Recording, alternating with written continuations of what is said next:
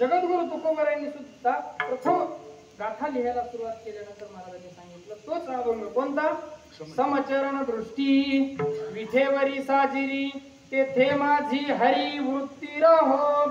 कशासाठी हा अभंग घेतला तर भगवान परमात्म्याकडं वस्तू निर्देश रूप मंगल केलं.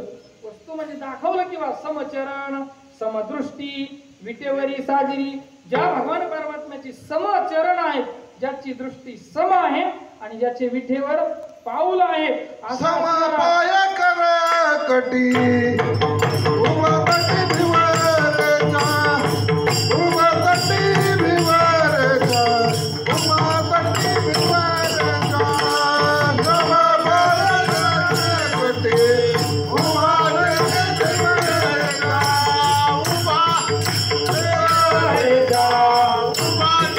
भिवरचा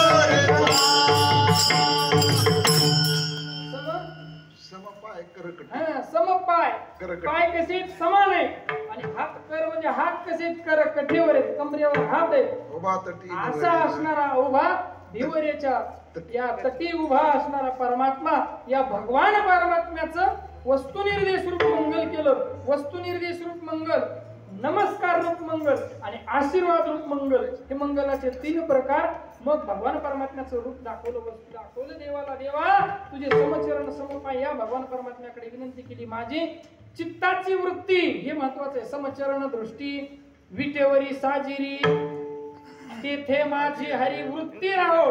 आपली वृत्ती आपलं चित्त मन हे कुठं राहू दे देवा आमचं तुझ्या चरणावर राहू दे. याच्यासाठी देवाकडे प्रथमतः मंगल करायचं नमस्कार करायचा देवाला विनंती करायची. कारण का देवा आम्ही आता गावाकडून आलो आणि आल्यानंतर एवढ्या लांबून परळीवरून आलो आलात मग आता इथं आल्यानंतर देवा तुकोबाराला विनंती करायची पांडुरंगाला विनंती करायची आता 7 दिवस आमच्या ही चित्ताची वृत्ती तुझ्याच पायावर अखंड राहू दे. कारण हे चित्त चंचल चपळ आहे. मन कसं आहे जाता येता नलगे वेळ हे चंचल चपळ असल्यामुळे ही वृत्ती कशी एका जागेवर स्थिर राहणारी नसल्यामुळं ही या वृत्तीला स्थिर करण्यासाठी देवा तुझ्या चरणावर आम्हाला माझी वृत्ती तुझ्या चरणी राहू दे अशी आपणही विनंती करायची आज देवाला. कारण का आता आम्हाला गावाकडची सोयाबीन दिसली नाही पाहिजे. गावाकडं पाऊसन मैसन दुधन हे असलेली अकरण बाळ हे दिसलं नाही पाहिजे. आमची वृत्ती 7 दिवस आता तिकडे काही हो मुसळधार पाऊस येऊ पुरी येऊ सोयाबीनचे खळे हो सोयाबीनला 8000 भाव येऊ तरी खुश व्हायचं नाही नाराजी व्हायचं नाही. जसं होईल तसं होईल. 7 दिवस निवांत राहायचं. इकडे आता आलात ना बस मागचा विचार करायचा नाही. जे आले 2 दिवसांना वापस जाणारे म्हणून त्यांना सुद्धा परत वापस यायचा सुद्धा विचार करायचा आहे का? मोठ्या नाही म्हणाला नाही म्हणलेली तरी होय मोठ्या जायचं नाही.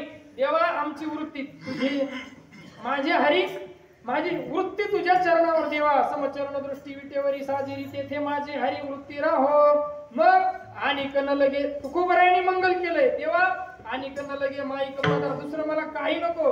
तेथे माझे अर्थ नको देवा ब्रह्मादिक पदे हा अभंग पाहून घ्या असं काही नको आम्हाला फक्त आमची वृत्ती. मग आपल्याला तुकोबारायासारखं पूर्ण जन्मभर आपली वृत्ती देवाच्या चरणावर ठेवायची का? होय बोला भावल्या बोला ठेवायची का? मोठ्यानं बोला काय होय आयुष्यभर देवाच्या चरणावर वृत्ती ठेवायची का? कशाला ठेवायची? नग उग देव होता ना पुन्हा देव पाहावाया गेलो देव होऊन असं नका आपल्याला. आणि अशी आपली वृत्ती झाल्यास आपल्याला विमान यायचं नाही का? मग वैकुंठाला जायचं का आपल्याला?